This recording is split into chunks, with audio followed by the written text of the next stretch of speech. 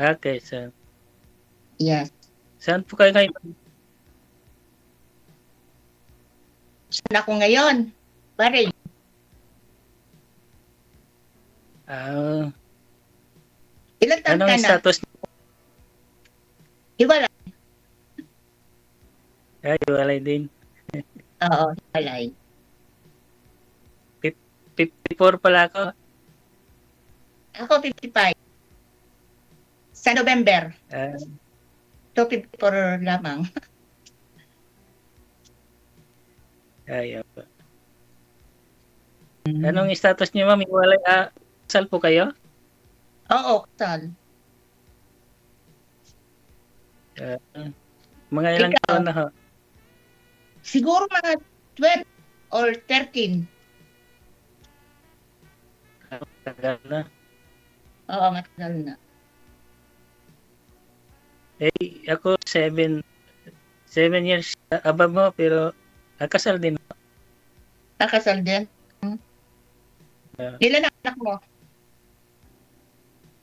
dalawa po. Okay. Nasa sa iyo? Anak mo? Sa nag-aaral po sila, ma'am. Yung isa nag-aaral sa Manila, yung isa tapos na. Tapos na. Okay. Kayo po, ilan po anak nyo? Isa lang, lalaki. Ano po siya ngayon? Doon sa bahay namin, may trabaho siya. Ah, Yan. Nakarami na rin po kayo dito, sir. Ilang buwan na ho nang nakalipas. Last po ninyong sali. November pa po yata nakarang taon. Aha. May nakatuluyan po kayo sa mga nakausap po ninyo? Wala po kasi yung huli, tinatawagan ko nung ako sa Cebu, man sumasagot. Oh. May nag-comment sir ba't daw may nag-comment sir sabi ba't daw sobrang healthy ka na po ngayon kaysa naman nung last mong join? Maba. Tumaba lang. Parami lang kumakain no? Bakasyon pala no? Bakasyon. Ito maraming pagkain sa kanila, no? Ganun din. Pero mahal nga ang bilihin. Kahit saan na lang, naman, 170. Kahit saan mahal sa nangyari ang gera.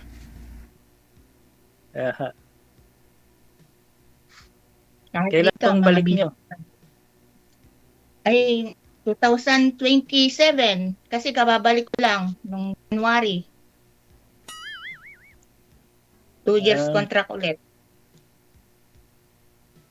Matagal na ho kayong nag-abroad? 7 years. 7. First time niyo po sumali ho dito? Oo, first time ko. Nag-try. Na ano naman ako. Buti na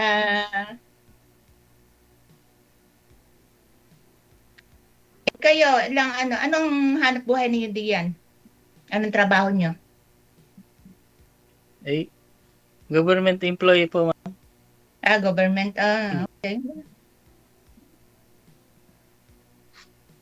Yung asawa niyo, ma'am, saan na po ngayon? Batangas. May pamilya na.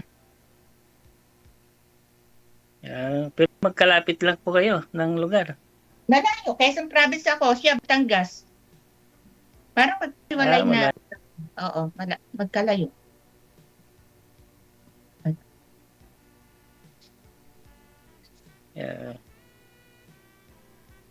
Pang-apat na pala ninyong sali dito. Bakit? Yung iba ko, nawawala eh. Nawawala ho, yung iba.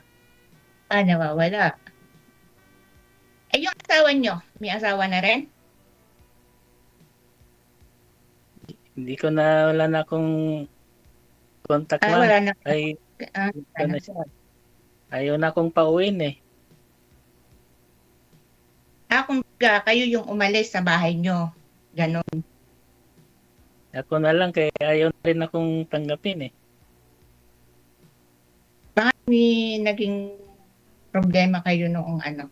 Kasi kayo yung ayaw pabalikin eh. Baka may naging problema sa inyo.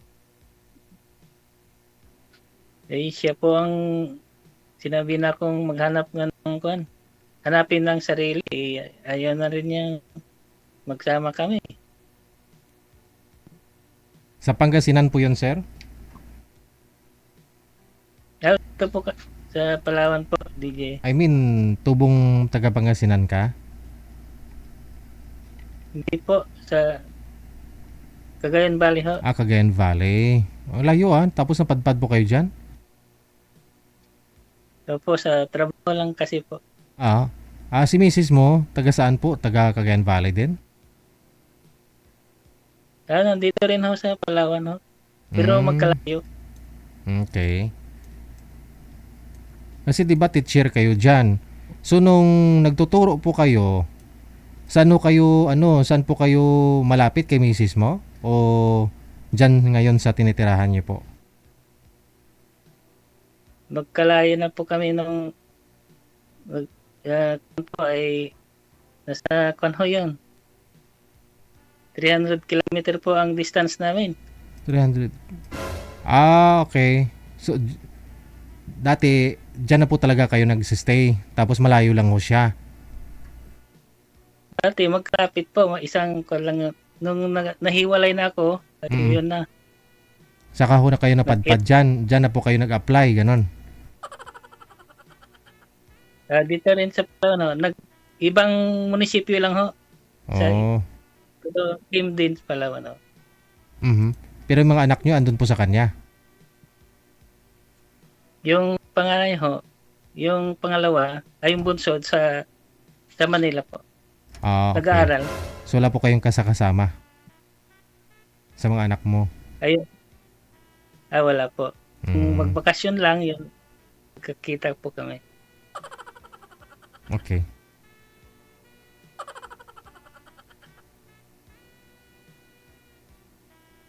Si Kuya, magtanong ka sa akin. Kuya na. Bakit po kayo nagkahiwalay? Hindi, kasi nung bago pa ako mag-abroad, ayaw niya akong payagan. Pumilit akong umalis. Natapos yung kontrata ko, pag uwi ko, meron na siyang kinakasama. Ganon. So, hindi na ako sa bahay namin umuwi. Sa bahay na ng nanay ko. Bakit po wala siyang trabaho nung umalis kayo? Kasi pareho kami nagkakampany. Kaso, ako nag-resign. Siya nagsarado yung company.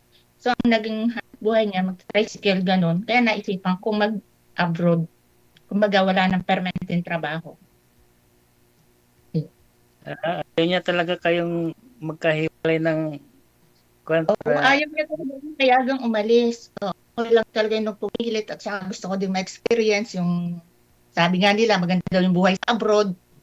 Sabi lang, nung maranasan ko. Kaso lang, naghanap na siya dahil wala na po kayo sa tabi niya. Ayun. Gano'n na nga nangyari, naghanap siya.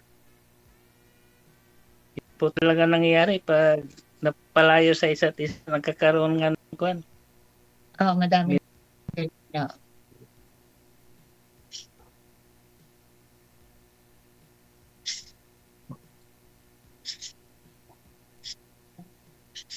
Ay kayo, sino kasama niyo sa bahay?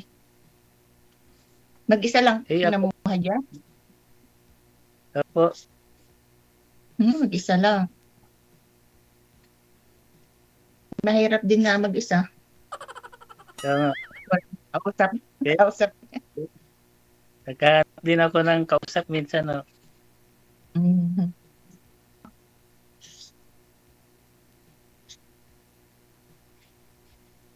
Mga ilang taon pa po kayo dyan, for good po? Siguro mga bago ako mag-senior, mag-for good na ako. Kasi sayang. Walang trabaho dyan sa Pinas na permanente. Over age na para mag-apply sa mga company. Ay, yung anak niyo po, hindi, wala pa asawa, no? Pero may trabaho na. May trabaho naman siya. Pero wala pong asawa. Wala. May Ah, nakalipin, ganun. Kanan nagkaroon sila ng, may apo na akong isa, lalaki din.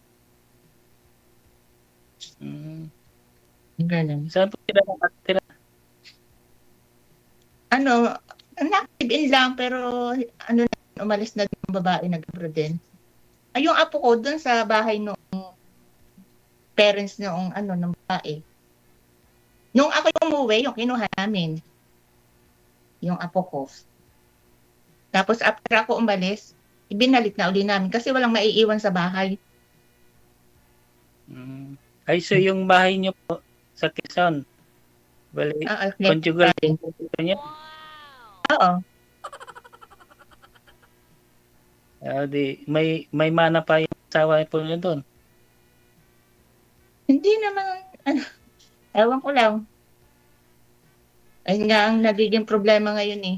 Hindi naman nagiging usapin yun. Kumbaga, yun ang iniisip ko sa ngayon. Mm. Mga mamaya, maghabol siya. Kahit na ako talaga yung nagpundar ng mga naipundar ko habang ako yung andito.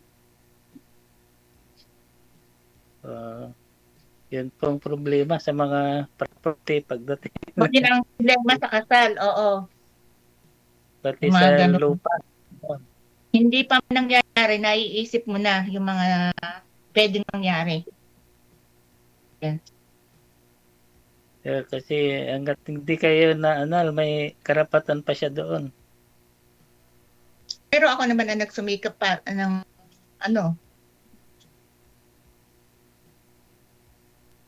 Sino na nakatira po sa bahay niyo ngayon?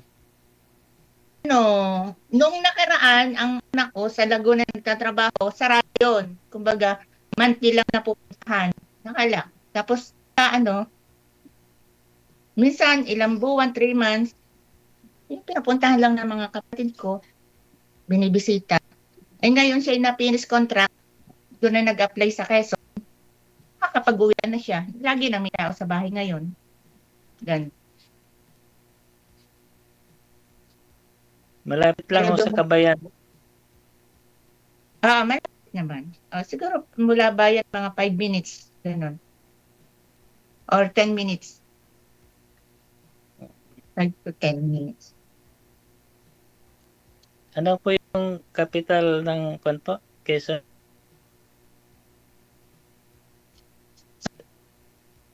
Hindi ko alam yung mga capital region. Anong kabisir? Anong city po diyan? Malapit to? Lucena City. Lucena. Oo. Karating na rin ako sa Lucena. Malayo rin. Malapit sa Laguna pala. Hindi. Yun naman sa amin, boundary lang ng Quezon. Kasi yung, kumbaga, may ARCO, welcome to Quezon Province. Kami, parang dun lang sa kabila ng ARCO. Ganun lang. Hindi naman totally Quezon na yung dulo. Yung ibang mga lugar dun, di ko alam. Mas kabisado ko kasi yung Laguna kaysa Quezon Province na yung mga lugar-lugar nila doon. Kasi kumbaga parang boundary lang kami. Mas kami sa Laguna. Pag namimili, Laguna. Pag mga nagpunta sa mall, Laguna. Yun. Pero minsan napuntahan ko ang Lucena. Nung nag-ayos ako ng pag-ibig. So, yun. Yun lang ako nakarating. Isang beses. Mga ilang oras po biyahe galing Lucena hanggang sa inyo po? Siguro mga 3 oras. Ganun. Malayo-layo pa pala. Kasi nga yung sa amin, lang bukana ng Quezon. Kasi yung Lucena malayo.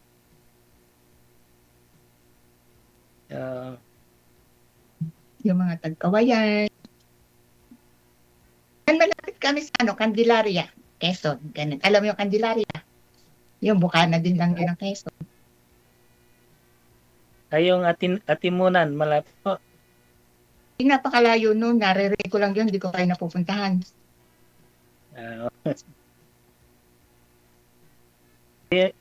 Ilan po kayo magkakapatid, ma'am? Kami ay 7, nawala na yung 2. So 5 na lang kami. Ah, Ako sa bunso. so ano pong hinanap niyo, ma'am? Ano pong purpose niyo pa pagsali rin dito? Ang hinahanap ko, yung yung buhay, yung gano'n, yung kumbaga parang hindi ka aasa, gano'n, oo. Kumbaga kaya kang suportahan sa pangangailangan, yung gano'n. Direct to the point. My God. Oo.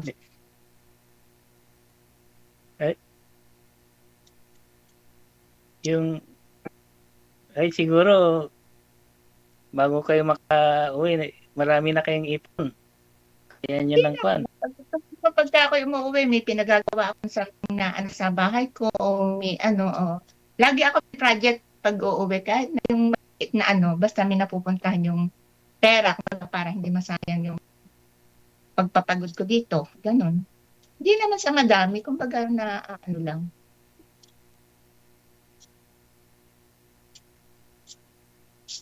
Hindi pa rin ano po, wala na rin bomba diyan ng Iran.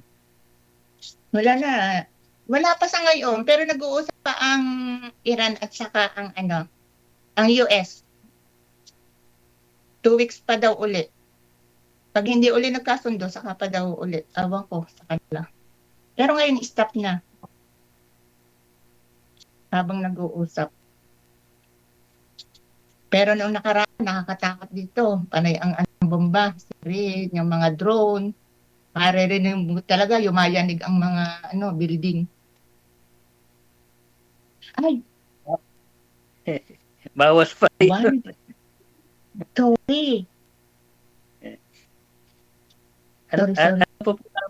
Ano po pa yung hanap niyong katangian ng isang lalaki? Yung mabait, yung kaya kang buhayin, yung kayang i-provide sa'yo, yung pangangailangan mo. Kumbaga, matagal akong nawala sa Pilipinas, inaano ko, yung maranasan ko yung, ako na yung nasa bahay, yung ako yung bubuhayin, parang ganun. Yun yung... Ibigay mo lang yung pangailangan ni madam. Oo nga, bawal nga pala yun. Bago matulog, ganun, may bigay mo sa kanya. Hindi naman, yung mga simple, siyempre, laki din naman ako sa probinsya, okay na isa yung mga simpleng mga ano.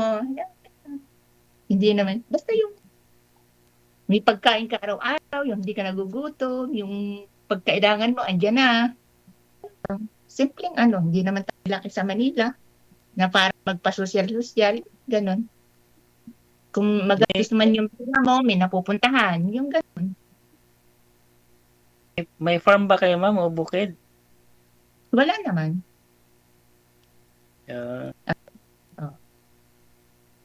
Kasi wala naman akong partner para mag-ano ng farm. Wala naman. Dati, yung mga kapatid ko laki meron.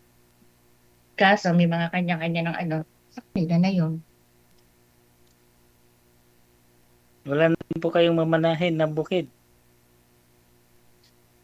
Wala. At saka yung mga mamanan, hindi mo pwedeng asahan yan. Dapat talaga magsubika ka. Nag-aasa sa mana. Ganun. Buhay pa po magulang niyo? Wala na. 1 taon lang. Nawawala yung nanay namin. Pangilan pa po wala kayo sa magkapatid na? Panima.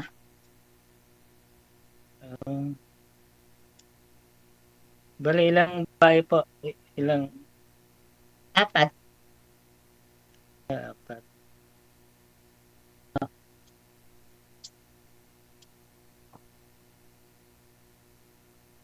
Diyan lang po kayo nakarating sa Brain? O may mga ibang lugar pa po kayo napuntahan? Unang alis ko, Saudi. Unang alis ko, Saudi. Kaso, umayaw ako doon, sobrang hirap noon, puro nakabaya. Pagka yung mga yung mukha mo. Kahit doon kasi lost country. Dito sa Bahrain City dito. Parang Dubai, gano'n. Kumbaga yung mga tao dito, hindi gaya sa Saudi na makakita lang ng, hindi ba ano dito? Pero may naging boyfriend na rin kayo, ma'am. Wala naman. Yung mga chat, gano'n, oo. Pero wala naman yung sasabihin ng boyfriend na seryosohan, wala. Kasi nga, ang hinahanap ko yung seryoso sa buhay. Ayoko nung ano lang sa oras, gano'n, oo. Pero may okay lang yun sa inyo. Kasal kayo, kasal din yung maging kaibigan niyo. Kung kaibigan lang naman, bakit hindi? Oo, okay lang yun. Hindi naman porket nakapagkaibigan ka, ayun, ganun na agad ang sitwasyon. Bagay, man yan, magkakakilanlanan, ganun. Ah,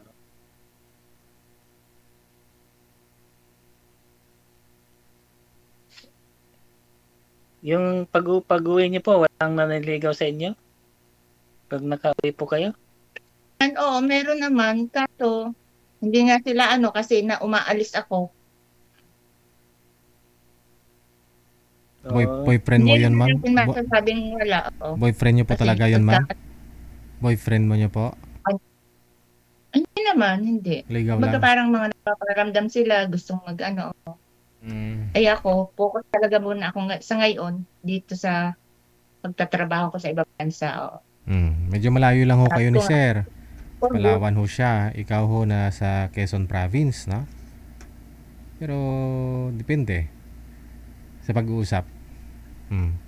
Connected naman na po kayo dito. Tuloy-tuloy lang ang usapan. Maraming salamat. Magandang gabi.